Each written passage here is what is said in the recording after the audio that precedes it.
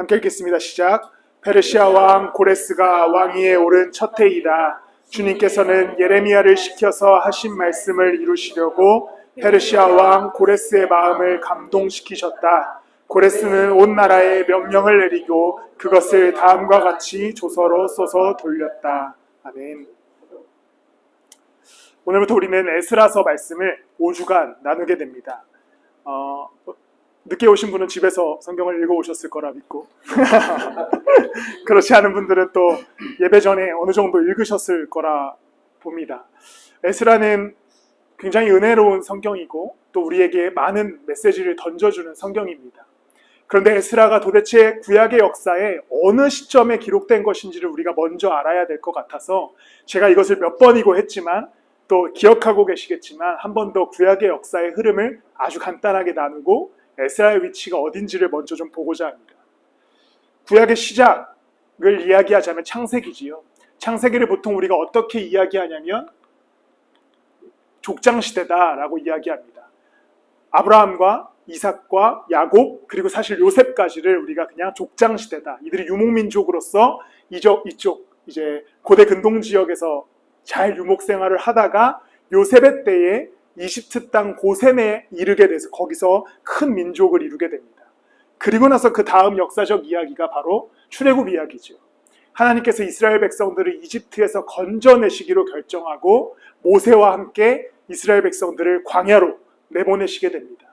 그래서 우리가 알고 있는 출애굽기, 레위기, 민수기, 신명기, 여호수아까지 이 출애굽의 이야기 그리고 가나안 땅을 점령하는 이야기가 이뤄지게 됩니다.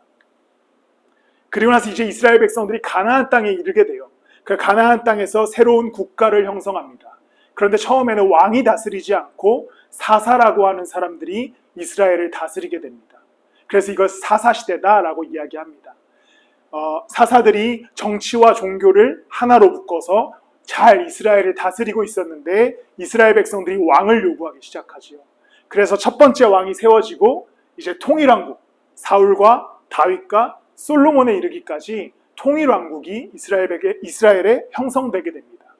그런데 솔로몬이 죽고 나서 두 지파로 10개의 지파와 2개의 지파로 나뉘어서 두 국가로 분단되게 됩니다. 그래서 이걸 우리가 분열왕국이다라고 얘기하는데 여로보암이었던 일반 신하였던 여로보암이 북이스라엘의 국가를 만들고 솔로몬의 아들이었던 르호보암이 남유다의 국가를 만들어서 2개의 국가가 형성돼서 이제 역사가 흘러가는데 그 내용이 이제 열왕기상하, 역대상하에 다 기록됩니다. 그리고 여러분들이 그냥 지나가면서 들었을 예언자들, 뭐 호세아, 요엘, 아모스가 다 이 시절에 활동했던 사람들입니다. 그런데 이들이 멸망해요. 먼저 북이스라엘이 멸망하는데 아수르에 의해서 약 BC 722년에 멸망합니다. 그래서 아수르에 의해 북이스라엘이 멸망되어서 포로로 끌려가게 되지요. 그리고 약 150년 정도가 흘렀을까요? 그리고 나서 남유다가 바벨론에 의해서 멸망합니다. 그리고 나서 이제 포로 생활을 70년 가까이 하게 되는데 이때 세계의 패권이 아수르에서 바벨론, 바벨론에서 페르시아, 우리가 개역개정 성경에서는 바사라고 불리는 나라로 넘어가게 됩니다. 그리고서 이제 오늘 본문 바사왕 고레스의 원년에 이제 이스라엘 백성들을 다시 가나안 땅 예루살렘으로 돌려보내기를 결정합니다. 그래서 이제 포로 귀환에 관한 역사를 다루고 있는 성경들이 느헤미야, 에스라, 학개, 스가랴 그리고 이제 성경으로 남아있지 않은 스룹바벨 뭐 이런 인물들에 관한 이야기입니다. 오늘 함께 나눌 말씀이 에스라서지요. 에스라는 이제 페르시아 땅에서 이스라엘 백성들이 예루살렘으로 귀환하는 데 있어서 아주 중요한 역할을 감당했던 제사장 선지자입니다. 에스라는 이제 이 포로 귀환도 총 3번에 걸쳐서 오게 되는데 2차 귀환의 리더로서 그의 역할을 감당하게 됩니다. 오늘 이 말씀을 통해서 5주간 개과천선이라는 주제로 함께 말씀을 나누어 보고자 합니다. 그것이 우리가 알고 있는 그 사자성어 뜻대로 스스로 개과천선에서 살아가는 것을 의미하는 것이 아니라 하나님의 주권과 하나님의 역사로 개과천선하여서 살아갔던 이스라엘 백성들에 관한 이야기를 통하여서 우리에 관한 이야기를 함께 묵상해 보고자 합니다. 이제 70년 만에 포로 생활을 마치고 이스라엘 백성들이 예루살렘으로 돌아오게 됩니다. 그런데 70년이라는 세월이 역사적으로는 짧아 보이지만 현실적으로는 굉장히 긴 시간이었어요. 포로로 끌려갔던 첫 번째 세대는 거의 다 사망했을 것이고, 두 번째 세대는 예루살렘에서 태어났던 사람들이 아니라 대부분 포로 생활 가운데 태어났던 사람들이었습니다. 심지어 아수르와 바벨론은 정책상 유대 땅에서 똑똑하고 잘난 청년들을 뽑아서 그들의 신하로 사용하였고, 그렇기 때문에 이스라엘이라고 하는 국가의 정체성이 흔들릴 수밖에 없었습니다. 그런 상황 속에서 하나님께서 다시 이 이스라엘을 예루살렘으로 귀환시키기로 결정하시고, 이제 3번에 걸쳐서 이 이스라엘 백성들이 다시 예루살렘으로 돌아와서 꽤나 긴 시간 동안 성전과 성벽을 재건하게 됩니다. 아주 하나님의 은혜로 짙은 절망과 어두운 가운데 있었던, 포로 생활 가운데 있었던 이스라엘 백성이 회복하여서 이제 예루살렘에 돌아와 하나의 나라를 형성해가는 이야기가 바로 에스라서 말씀입니다. 총 3번에 걸쳤던 포로 귀환 중 2번째 포로 귀환을 했던 에스라, 우리가 그냥 알고 있는 느헤미야는 이제 3차 귀환 때의 리더이고요, 스룹바벨은 1차 귀환 때의 리더입니다. 이렇게 포로로 생활하던 이스라엘 백성들이 예루살렘에 도착해서 새로운 국가를 형성해가는 이 에스라의 긴 이야기를 통해서 우리의 삶에 새롭게 되어진, 그리고 하나님께 다시 나아감에 관하여서 개과천선하는 우리의 신앙에 관하여서 함께 나누어 보고자 합니다. 먼저 이스라엘 백성들은 하나님께 버려진 것과 같은 포로 생활, 그 짙은 어둠을 감당해야 했습니다. 그런데 그 짙은 어둠 가운데 다시 그들을 예루살렘으로 건져내 주시는 분은 역시나 하나님의 계획에 의해서 가능해졌습니다. 오늘 본문의 시작은 페르시아 왕 고레스가 예루살렘으로 이스라엘 백성들을 돌려보내기로 결정하면서 시작됩니다. 이 본문을 잘 읽어보면 오해할 수 있어요. 아, 고레스가 이스라엘을 돌려보내기로 결정했구나. 그래서 고레스가 창고에 있었던 이스라엘 성전의 물건도 다 꺼내주고, 내가 너 도와줄게, 내가 너네 다 돌아갈 수 있게 길을 예비해 줄게 라고 고레스가 힘을 써주는 것처럼 보입니다.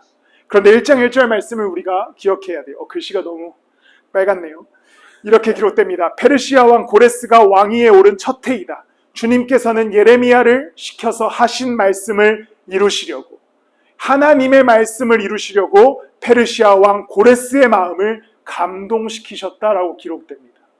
고레스가 이스라엘을 다시 예루살렘으로 돌려보내기로 결정합니다.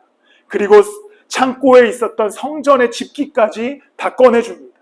그런데 이것이 꼭 고레스가 계획한 것처럼 보이지만 에스라 1장 1절 말씀을 통해 우리가 알 수 있듯이 이건 하나님의 계획 속에서 이루어진 하나님의 역사였습니다. 우리의 삶에 찾아오는 짙은 어둠, 삶의 문제, 그것이 우리의 직업적인 부분이 그럴 수도 있고, 내가 사람과 사람 간의 관계적인 부분이 그럴 수도 있고, 내 인생의 여정, 건강의 문제, 수많은 어려움들이 우리를 어두움 속에 집어넣을 때가 있습니다. 그런데 이 짙은 어둠에 있는 우리를 건져내 주시는 분, 그것이 하나님이라는 사실을 우리는 늘 기억해야 하는 것이지요. 때로는 착각을 할 수도 있지요. 아, 상황이 나아졌구나. 내가 노력했더니 상황이 잘 해결됐구나. 내가 이 사람을 만나서 좋은 기회를 얻었구나. 이런 수많은 세상의 요소들이 나를 짙은 어둠에서 건져내줬다라고 이야기할 수는 있지만, 사실 그 모든 역사와 그 모든 순간은 하나님께서 계획하신 대로, 하나님께서 역사하신 대로 우리를 인도하여 주셨다는 사실을 우리는 늘 기억해야 합니다. 그것은 내가 잘나서도 아니고, 내 계획이 완벽해서도 아니고, 다른 이들의 계획 속에 내가 잘 참여해서도 아니고, 오직 하나님의 은혜로 이 짙은 어둠에서 나를 건져내 주셨다. 이것이 우리가 기억해야 할 우리 인생의 살아가는 삶의 원리입니다. 이스라엘 백성들이 겉으로 보기에는 고레스가 힘을 써서, 아, 저 강한 나라 페르시아의 왕 고레스가 이스라엘을 살려줬구나, 이렇게 보이겠지만 사실 이 1장 1절 말씀에서 어김없이 드러나듯이 그 고레스의 마음을 감동시킨 분은 하나님이셨습니다. 하나님이 고레스를 통해서 이스라엘을 예루살렘으로 돌려보내시기로 결정한 것이죠. 짙은 어둠 속에 우리가 인생을 살아갈 때 우리가 꼭 기억해야 하는 것은 이 짙은 어둠에서 우리를 건져내 주실 분이 하나님이시다. 우리를 결국에 밝은 빛으로 하나님의 영광으로 인도해 주실 분은 하나님밖에 없다라는 그 믿음으로 이 땅에 어두운 인생을 살아갈 수 있어야 됩니다. 우리가 짙은 어둠에 계시다면 이제 이 짙은 어둠을 지나 하나님의 영광의 빛으로 들어가게 하실 그리스도를 믿으십시오. 하나님께서 분명히 여러분들의 그 짙은 어둠을 밝게 깨우쳐 주셔서 하나님의 은혜를 누리게 하실 것입니다. 또한 과거에 내가 그때 참 인생이 힘들었지, 내가 참 고통스러웠지라고 하는 기억들이 있으실 겁니다. 그것을 지나온 기억에 하나님의 은혜와 하나님의 계획이 없었다면 불가능했었다는 사실을 또한 믿으셔야 합니다. 하나님은 분명히 우리를 태초부터 계획하셔서 인도하신 분이시기에 내가 어둠에서 벗어난 모든 경험과 모든 역사에 있어서 하나님의 은혜가 없이 된 일은 없습니다. 그 이유는 예수 그리스도의 십자가가 그렇기 때문입니다. 우리를 죄에서부터 건져내어 주신 예수 그리스도의 십자가와 그 보혈의 능력이 내가 아무런 이유와 조건도 없이 우리를 건져내 주신 은혜이기 때문에 내가 이 땅을 살아가면서 만나는 수많은 어두움들, 삶의 문제들, 삶의 절망들도 마찬가지로 하나님의 은혜와 하나님의 계획 속에서 건져내 주신다는 것이지요. 그렇기 때문에 우리는 어두움 가운데 있을 때라도 하나님을 신뢰해야 합니다. 그가 나를 건져내 주실 것이다. 내가 과거에 어두웠던 경험 가운데에도 하나님을 고백할 수 있어야 됩니다. 그때 나를 건져내 주신 분이 하나님이시다. 또한 우리가 인생을 살아가다가 또 다른 이유로 내가 예상치 못한 순간으로 우리가 어두워질 때, 우리의 삶이 짙은 어둠 속에 거하게 될 때에도 그때에 하나님께서 나를 건져주실 것이다 라고 하는 믿음으로 이 땅을 살아가시는 여러분들이 되시기를 소망합니다. 분명히 우리 주변에 하나님께서 어두울 때 여러 가지 방법과 여러 가지 수단으로 그리고 우리의 계획으로 우리를 건져내 주실 것입니다. 그런데 항상 모든 순간에 하나님의 계획임을, 하나님의 뜻임을, 하나님의 섭리임을 기억하시면서 이 땅의 걸음들을 옮겨가시는 여러분들이 되시기를 예수 그리스도의 이름으로 축복합니다. 어두움을 벗어나려고 우리가 수없이 발버둥 치지만 하나님께서는 분명히 우리의 발버둥과 우리의 외침을 듣고 보시고 결과적으로 가장 선하고 완전한 뜻인 하나님의 그 뜻 안에 우리를 거하게 하실 것입니다. 이스라엘은 70년이라는 그 긴 세월 동안 그 강대국이 3번의 패권이 바뀌어가는 가운데에 포로로서 처참하게 생활했습니다. 언어도 빼앗겼어요. 그리고 아까도 말했지만 영재들과 재능 있는 자들도 다 빼앗기게 됩니다. 그렇게 유명한 인물이 다니엘과 같은 사람이지요. 그렇게 나라로서의 정체성이 잃어가고 자신들이 살던 예루살렘에는 정책에 의해서 이방인들이 살게 되고 성전이 무너지고 아무것도 없게 된 이스라엘 백성들이 절망 속에 있는 것처럼 보였지만 하나님의 때가 이르자 그들을 건져내시기로 작정하고 고레스의 마음을 감동시키셔서 결국에는 하나님의 나라를 다시 회복시켜 주십니다. 절망과 어두움 가운데 늘 담대하시길 바랍니다.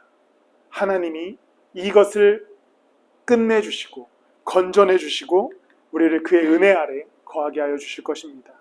두 번째로 짙은 어둠을 헤쳐나가는 모든 신앙의 여정 가운데 하나님께서는 분명히 돕는 이들을 허락하셔서 그들과 함께 이 어두움을 헤쳐나가게 하십니다. 인생은 보통 홀로 살아가지요. 대부분 각자 자기의 인생을 살아갑니다. 아무리 가족이 있고 아무리 가장 친한 친구가 있더라도 어쨌든 내 인생은 내가 홀로 살아가야 하는 것이 맞습니다. 그러나 항상 하나님께서는 홀로 살아가는 내 인생 가운데 정말 때때에 그리고 가장 중요한 순간에 사람들을 만나게 하시고 붙여주시고 공동체를 이루게 하셔서 함께 이 모든 일들을 헤쳐나가게 도와주시죠. 이스라엘 백성들이 예루살렘으로 돌아오기 시작할 때에 고레스부터 시작해서 돕는 사람들이 기가 막히게 등장하게 됩니다.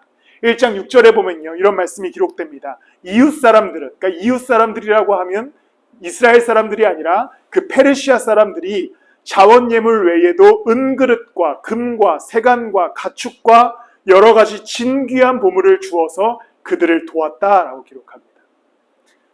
이스라엘이 이제 예루살렘으로 돌아가려고 하니까 고레스도 그들을 돕고 그 페르시아 땅의 이웃 사람들도 그들을 돕게 됩니다.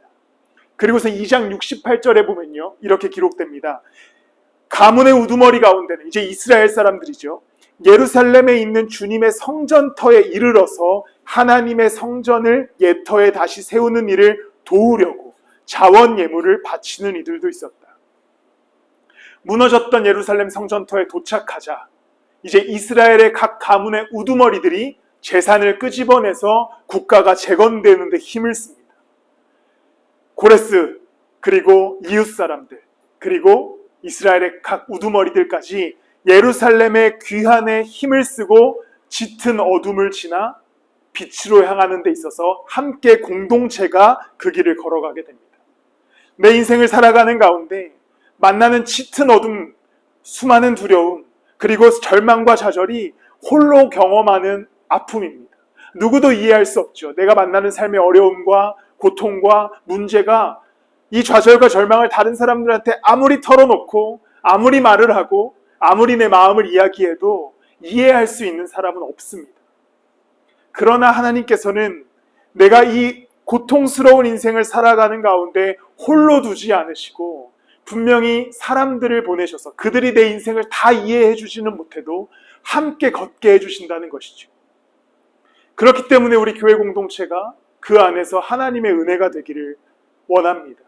내가 삶이 힘들고 절망스럽고 그리고 삶이 지치고 피로할 때 그 모든 것을 이 공동체가 다 책임져 줄 수는 없지만 그냥 이들이 우리와 함께함으로 나의 기도 제목을 듣고 기도해주고 또 함께 삶을 살아가주고 함께 걷고 그럼으로 인해서 그 안에 깊은 위로가 우리 가운데 허락될 것입니다. 하나님께서는 우리의 개인적인 인생이지만 홀로 두지 않으심을 기억하십시오. 내가 짙은 어둠에 있을 때라도 하나님께서는 우리에게 교회로, 가정으로, 또 수많은 인간관계로 하나님의 은혜를 우리에게 물고 와 주실 것입니다. 창훈쌤이 안 오신 지 꽤나 오래되셨지만 지난주에 이제 창훈쌤과 야구를 보러 갔지요. 창훈쌤은 이제 보이지 않는 분이시니까 야구를 보러 가면 공을, 그러니까 보통 투수들이 선발 투수가 100개 정도 공을 던진다고 생각했을 때 공을 하나하나 다 말씀을 드려야 됩니다. 지금 볼입니다. 스트라이크입니다. 뭐 수비가 일로 옮겨갔고요. 뭐 지금 뭐 외야수가 누구고요. 그럼 막 파울을 치면 파울입니다. 3루 쪽 파울입니다. 2루 쪽 파울입니다. 다 설명을 해드려야 돼요. 근데 하나도 힘들지가 않습니다. 이게 그냥 어떤 나 착한 척 하려고 그런 말을 하는 게 아니라 창훈쌤과 야구를 볼 때 제가 공을 하나하나 다 설명해드리고 선수들의 위치를 이야기해주고 그리고 상황을 설명해주고 비록 또 응원하는 팀도 완전 다르잖아요. 창훈쌤은 LG 트윈스고 저는 또 키움이고 그래서 막 같이 야구를 보고 또 남들 다 치킨 먹을 때 우리는 거기서 삼겹살 먹고 막 이러면서 그 야구라고 하는 것을 보는 데에 즐거움을 느끼게 됩니다. 하나하나 다 이야기해주고 그러면서 처음에는 이런 생각으로 같이 갔어요. 10년 전에 창훈쌤과 처음 야구장을 갈 때는 내가 창훈쌤을 도와줘야겠다. 눈이 보이지 않으시지만 야구를 좋아하시는 이분을 위해서 내가 같이 야구장에 가서 야구를 설명드리고 이분이 좀 재밌게 야구를 볼 수 있게 내가 도와드려야겠다. 그래서 10년, 올해 몇 번 많이 같이 갔는지 모르겠어요. 한 10번 정도 같이 갔을까요? 근데 이제는 제가 즐겁습니다. 왜냐면 같이 야구를 제가 설명해드리고 또 저도 그러면 야구를 보는 눈이 바뀌고 야구가 뭐가 그렇게 대단한 거나 싶긴 하지만 너무 재밌고 그 순간이 너무나 행복하다라는 것을 이번에 야구장을 갔다 오면서 느꼈습니다. 이게 공동체구나. 우리가 같이 모여서 예배드리고 같이 모여서 기도 제목을 나누고 같이 모여서 무엇을 하는 것도 중요하지만 그냥 이렇게 같이 살아가는 것. 창훈쌤과 저와 여러분이 그리고 여러분들이 서로 그냥 예배 때 만나서 그 인생이 끝나는 것이 아니라 그냥 우리가 살아가는 모든 여정 가운데 함께하고 함께 삶을 나누고 함께 우리의 삶의 중요한 문제들을 고민하고 기도 제목을 나눌 때 그때의 하나님이 이 공동체를 통해서 일하시는구나 라는 것을 깨닫게 됩니다. 하나님께서는 우리를 홀로 두지 않으십니다. 먼저는 성령께서 우리와 함께 하시고 그 성령의 전인 우리가 교회로 모여 또한 하나님께서 우리를 함께하게 하십니다. 우리는 그렇기 때문에 이 짙은 어둠을 지나갈 수 있는 것이지요. 내가 삶이 무너질 때에도 우리 교회 공동체와 함께, 우리 믿음의 친구들과 함께, 믿음의 동역자들과 함께 어둠 가운데 무너지지 않고 설 수 있는 것입니다. 내가 삶의 수많은 역경을 만나고 좌절을 만나고 절망을 만날 때에도 하나님께서 지금 내 옆에 믿음의 사람들을 그리고 교회 공동체를 허락하셨기에 이제 짙은 어둠 가운데에도 우리는 손을 잡고 함께 걸어갈 수 있는 것입니다. 이스라엘 백성들이 절망 가운데 있었을 때에 하나님께서는 그 주변 사람들을 통해 일하게 하셨고 그들은 결국에 예루살렘으로 향해 가게 됩니다. 그 뒤의 이야기들과 느헤미야서도 읽어보면 수없이 많은 사람들이 그 순간순간에 일하고 그들이 하나님께 순종함으로 그 나라가 다시 재건되는 데에 힘을 쓰게 됩니다. 여러분들이 홀로 계시다라고 하는 생각을 하지 마시기를 바랍니다. 가까이 있는 가족으로부터 그리고 교회 공동체 그리고 주변에 있는 수많은 믿음의 동역자들이 여러분들의 힘이 되기를 소망합니다. 짐이 되지 않고 힘이 되어야 합니다. 그리고 나서 각자의 짐을 서로가 져주는 그 은혜가 우리 교회 가운데 있기를 기대하게 됩니다. 여러분들과 이 어둠의 시간을 지나갈 때에 항상 힘을 얻고 기쁨이 되는, 위로가 되는 그 은혜가 있습니다.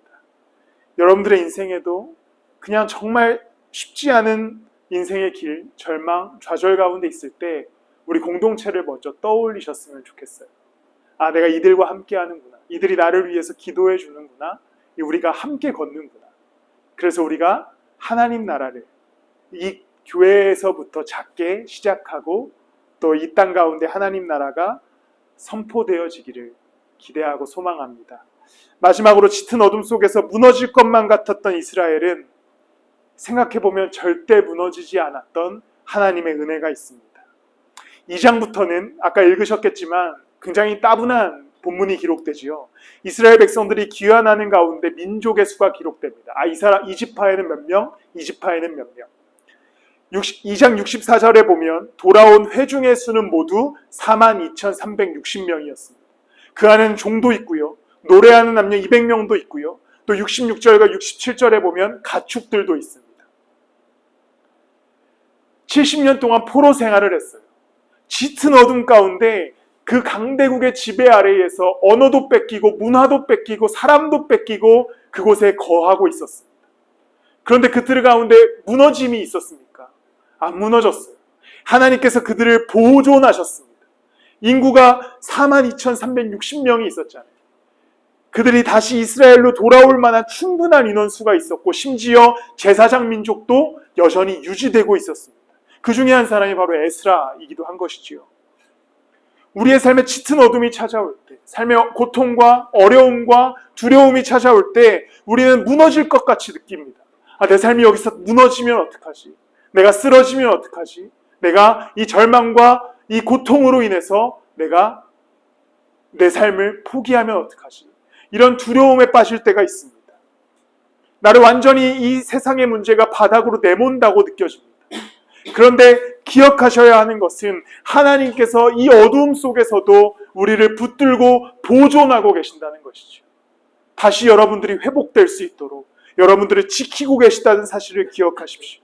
이스라엘 백성들을 70년 동안 완전히 바닥으로 내몰지 않으셨습니다. 그들은 많은 어려움과 고통을 겪었지만 그럼에도 불구하고 하나님께서는 그들을 다시 국가로 만들기에 충분한 인구수와 가축과 재물로 그 나라를 다시 세우시게 됩니다. 우리가 아침마다 민수기 말씀을 보고 있는데 민수기 말씀도 제가 최근 삶의 자리에서 한번 나눴었는데 광야 생활을 시작할 때와 38년간의 광야 생활이 끝날 때의 인구수를 비교해 보면 별다른 변화가 없어요. 하나님께서는 그 정말 힘들고 어둡고 두려운 광야에서도 이스라엘 백성들을 무너지지 않게 지키셨습니다. 이것은 우리의 인생에도 마찬가지인 것이죠. 내 삶에 찾아오는 어려움과 두려움과 문제가 나를 완전 바닥으로 꼬꾸라뜨릴 것처럼 느껴질 때가 있습니다. 내 인생이 정말 괴롭다, 절망적이다. 그런데 하나님께서는 결코 우리를 버리지 않으심을, 우리를 놓지 않으심을 기억하시고 하나님을 믿으시기를 소망합니다. 그가 분명히 다시 우리를 일으켜 세우실 겁니다. 그가 다시 우리를 여전히 보존시켜 주셔서 그 믿음 아래, 그 은혜 아래 우리를 다시 기쁨과 은혜로 회복시켜 주실 것이라는 사실을 믿으시고 짙은 어둠을 지나가시기를 바랍니다. 하나님이 이스라엘을 아수르로부터 바벨론 그리고 페르시아에 이르기까지 그들을 절망 속에 두셨던 이유는 그들을 괴롭히고 무너뜨리게 하시기 위함이 아니었습니다. 그들을 단련하고 그들을 더 나은 국가로, 이제 우리가 끝에 볼 에스라 9장과 10장에 보면 에스라가 개혁을 일으켜서 이스라엘을 새롭게 하는 것처럼 하나님께서는 그것을 목적으로 그 고통의 시간을 지나가게 하십니다. 우리의 삶에 찾아온 어둠이 있으시다면 하나님을 다시 붙드시기를 바랍니다. 여러분을 넘어뜨리지 않으시는 하나님이 내가 다시 하나님을 붙들 때에 하나님께서 우리를 세워가 주실 것입니다. 여러분들을 다시 강한 나라로 세우실 거예요. 지치지 마십시오. 힘들 때 믿음을 잃지 마십시오. 하나님이 여전히 역사하고 계시고 항상 나를 세워주고 계신다는 그 사실과 믿음 앞에서 복음 안에서 그리스도를 붙드시기를 소망합니다. 어둠을 지나 그리스도의 영광의 빛 아래에 거하는 하나님의 자녀가 되시기를 축복합니다. 어둠이 찾아올 때, 그리고 혹시 지금 여러 어둠 가운데 계시다면 절망과 좌절에 침체되시기보다 하나님의 은혜로 다시 회복되는 새 힘과 새 소망을 얻는 우리가 되기를 기대합니다. 예배와 말씀 가운데 우리가 어떠한 환경에서 예배드리고 몇 명이 모여서 예배드리고 아무 상관없이 그냥 우리가 예배할 때에 하나님은 인원수를 보시는 하나님도 아니고 상황을 보시는 하나님도 아니고 어떠한 것을 보시는 하나님도 아니고 그냥 우리의 예배를 받으시는 하나님이기에 하나님께서 이 예배 가운데 임재하셔서 우리를 회복시키시고 다시 우리를 일으킬 능력을 더하여 주실 것입니다.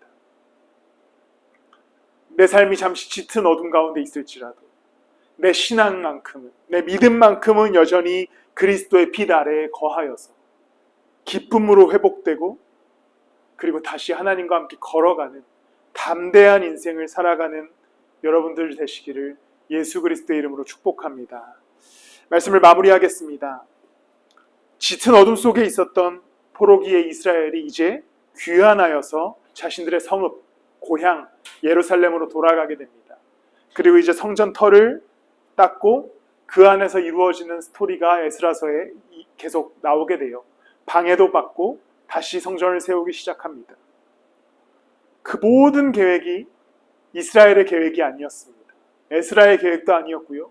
스룹바벨의 계획, 학개의 계획, 그 누구의 사람의 계획도 아니었습니다. 오로지 하나님의 계획으로 그들이 다시 예루살렘으로 돌아와 성전을 세웁니다. 우리의 삶에 찾아온 어두움과 삶에 찾아온 문제와 작은 거에서부터 큰 일에 이르기까지 내 삶이 문제를 만날 때에도 이 모든 여정을 끝내게 하시는 분도 그리고 모든 여정을 인도하시는 분도 하나님이시기에 하나님을 신뢰하고 믿으심으로 담대히 걸음을 옮겨가시기를 소망합니다. 어두움, 하나님의 빛 아래에 있을 때에 아무것도 아닌 것이 된다는 것을 기억하십시오. 우리 공동체와 함께 그리고 무엇보다 영원히 동행하시는 성령과 함께 여러분들의 인생의 걸음과 걸음들을 담대히 옮겨가시기를 바랍니다. 언제든지 우리 교회가 함께 있음을 그리고 하나님의 계획이 우리 가운데 있음을 믿으시는 담대함으로 한 주간을 살아가시기를 예수 그리스도 이름으로 축복합니다.